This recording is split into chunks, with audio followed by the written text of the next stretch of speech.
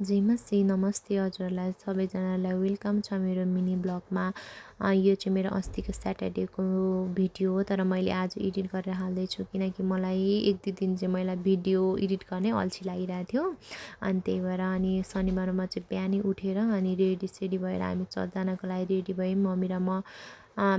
हाम्रो चर्चमा चाहिँ मर्निङ र डेको हुन्छ अनि हामी चाहिँ मर्निङकोमा गयौँ। अनि एकछिन आराधना सकिसकेर अनि वचनको भारमा आइपुग्यो। अनि वचन चाहिँ एकदम आशिषित उहाँहरूले बोल्नुभएको थियो, हाम्रो हृदय नै आशिषित हुने गरी होइन, एकदम राम्रो वचनहरू बोल्नुभएको थियो। अनि त्यसपछि हाम्रो सेवाहरू पनि सक्यो। अनि सेवा सकेर म चाहिँ अनि फेरि मेरो साथीलाई भेट्न गएँ किनकि उसले मलाई अस्तिदेखि बोलाएको थियो, त्यही भएर अनि म आज गएँ। अनि त्यसपछि एकछिन हामी गएर अनि घरमा पुग्यौँ। अनि घरमा पुगेर एकछिन रेस्ट पनि गऱ्यौँ। अनि मैले माथि गएर यस्तो दामी वेदर छटबाट यति राम्रो वेदर देखेर चाहिँ यहाँनिर चाहिँ चन्द्रगिरी पर्दो रहेछ।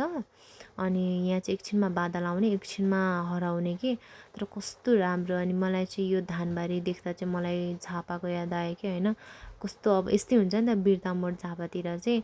अनि फेरि मैले चाहिँ जुनुलाई अनि फेरि जिस्काउँदैछु कि किनकि मलाई परेशान गर्न छोड्दिन क्या।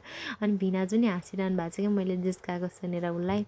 अनि हामी फेरि बाहिर जाने कुरा भयो। अनि हामी चाहिँ यहाँ तिनजना हेरौँ न, ती तिनजना चढिरहेको छौँ एउटै स्कुटीमा के। अनि यहाँ हो यो चाहिँ घुम्ने ठाउँ अरे। अनि यो भाइरल खै के भन्ने ठाउँ मलाई पनि थाहा भएन, तर यहाँनिर चाहिँ फोटोहरू भिडियोहरू चाहिँ एकदम राम्रो आउँदो रहेछ। अनि मैले चाहिँ एक दुईवटा फोटोहरू खिचेँ अनि भिडियो बनाएँ। अनि तर बेलुकाको भ्यू चाहिँ यस्तो थियो, हामी फर्केर आइसक्यौँ। अनि आजको मेरो मिनी ब्लग चाहिँ यति नै। हजुरलाई कस्तो लाग्यो कमेन्ट गर्नु होला।